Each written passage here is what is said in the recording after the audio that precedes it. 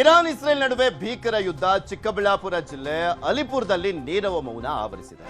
Khamenei ಹತ್ಯೆ ಖಂಡಿಸಿ ಎರಡನೇ ದಿನ ಕೂಡ ಶೋಕಾಚರಣೆಯನ್ನ ಮಾಡಲಾಗಿದೆ.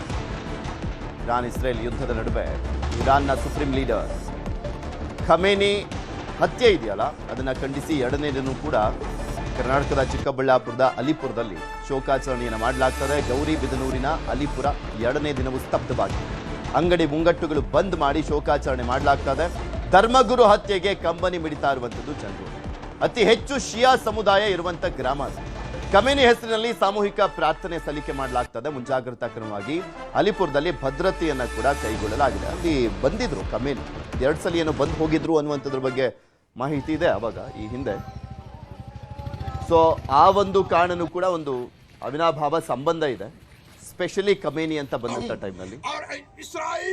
ಇದೇ ವಿಚಾರಕ್ಕೆ ಸಂಬಂಧಪಟ್ಟಂತೆ ಇನ್ನಷ್ಟು ಮಾಹಿತಿಯನ್ನು ಕೊಡ್ತಾ ಹೋಗ್ತಾರೆ ನಮ್ಮ ಚಿಕ್ಕಬಳ್ಳಾಪುರದ ಪ್ರತಿನಿಧಿ ದತ್ತಾತ್ರೇಯ. ನಮ್ಮ ಜೊತೆ ದೂರವಾಣಿ ಸಂಪರ್ಕದಲ್ಲಿ ಜಾಯ್ನ್ ಆಗಿದ್ದಾರೆ. ದತ್ತಾತ್ರೇಯ, ಯಾವ ರೀತಿಯಾಗಿ ಕಂಬನಿ ಮಿಡಿತ ಇನ್ನೂ ಕೂಡ ಖಮೇನಿ ಅವರ ವಿಚಾರಕ್ಕೆ ಸಂಬಂಧಪಟ್ಟಂತೆ USA ಮತ್ತು ಇಸ್ರೇಲ್ ವಿರುದ್ಧ ಆಕ್ರೋಶವನ್ನು ವ್ಯಕ್ತಪಡಿಸ್ತಾ ಇದ್ದಾರೆ ಅಲ್ಲಿರುವಂಥ ಜನ?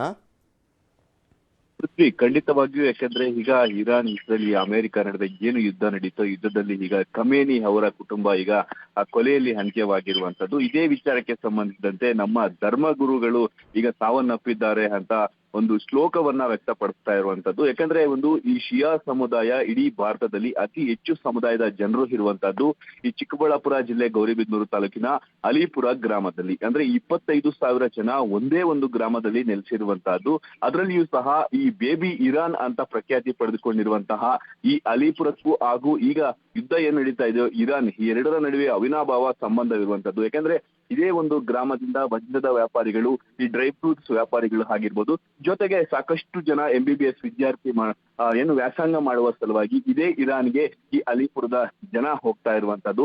ಸದ್ಯ ಈಗ ಅಲಿಪುರದಲ್ಲಿ ಸುಮಾರು 200ಕ್ಕೂ ಅಧಿಕ ಜನರು ಅಲ್ಲಿ ಉದ್ಯೋಗ ಹಾಗೂ ವ್ಯಾಪಾರ ಹಾಗೂ ವಿದ್ಯಾಭ್ಯಾಸದ ಸಲುವಾಗಿ ಹೋಗಿದ್ರೆ, ಈಗ MBBS ವ್ಯಾಸಂಗ ಏನ್ ಮಾಡ್ತಾ ಇರ್ತಾರೋ ಅವರಿಗೆ ಒಂದು ರೀತಿಯಾದಂತಹ ರಜೆಗಳು ಇರುವ ಹಿನ್ನೆಲೆ ಸಾಕಷ್ಟು ಜನ ನಮ್ಮ ಭಾರತಕ್ಕೆ ಹಿಂದಿರುಗುವಂತದ್ದು. ಆದ್ರೂ ಸಹ ಸುಮಾರು 115ರಿಂದ 120 ಜನ ಅಲಿಪುರದ ನಿವಾಸಿಗಳೇ ಅಲ್ಲಿ ವಾಸವಾಗಿದ್ದಾರೆ ಅಂತ ಮಾಹಿತಿ ಕೂಡ ತಿಳಿದು ಬರ್ತಾ ಇರುವಂತದ್ದು.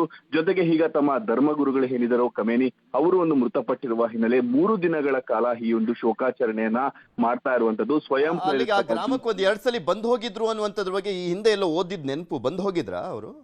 ಖಂಡಿತವಾಗಿಯೂ ಪೃಥ್ವಿ. ಯಾಕಂದ್ರೆ 1986ರಲ್ಲಿ ಇಲ್ಲಿ ಆಸ್ಪತ್ರೆಯನ್ನು ಸಹ ಉದ್ಘಾಟನೆ ಮಾಡಿರುವಂತದ್ದು. ಅದರಲ್ಲಿಯೂ ಸಹ ಅವರ ನೆನಪಿಗಾಗಿಯೇ ಅವರದೇ ಹೆಸರಿನಲ್ಲಿ ಆಸ್ಪತ್ರೆಯನ್ನ ಮಾಡ್ತಾ ಇದ್ದಾರೆ. ಅದರಲ್ಲಿಯೂ ಸಹ ಚಿಕಿತ್ಸೆಯನ್ನ ಕೊಡ್ತಾರೆ. ರೀತಿಯಾದಂತಹ ಡಿಸ್ಕೌಂಟ್ ಅನ್ನ ಕೊಟ್ಟು ಇಲ್ಲಿ ಪ್ರತಿಯೊಬ್ಬರಿಗೂ ಸಹ ಟ್ರೀಟ್ಮೆಂಟ್ ಅನ್ನು ಸಹ ಕೊಡಲಾಗುತ್ತೆ ಪೃಥ್ವಿ. ಓಕೆ, ಧನ್ಯವಾದ ದತ್ತಾತ್ರೇಯ ನಿಮ್ಮೆಲ್ಲ ಮಾಹಿತಿಗಾಗಿ.